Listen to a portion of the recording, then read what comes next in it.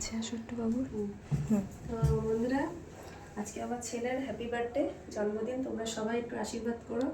আমি আজকে দেখো আশীর্বাদ করছি। জলটা মেশাই না।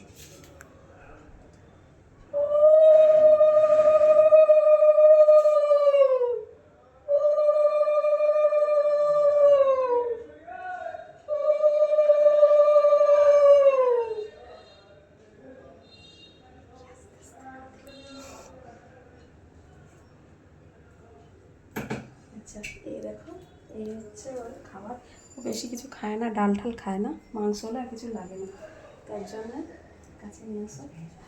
এটা দেখো, এটা চিকেন, এটা আমের চাটনি, এটা ভাজা করেছি 3 রকম দিয়ে, উচ্ছে আছে, বিনস, গাজর, আর এটা আলু ভাজা, এটা বেগুন ভাজা, শসা, আর এই যাচ্ছে পায়েস। পায়েসটা এখন আমি ওকে একটু খাইয়ে দেবো। ভালো হয়েছে পায়েসটা। চলো টাটা। চন্দ্র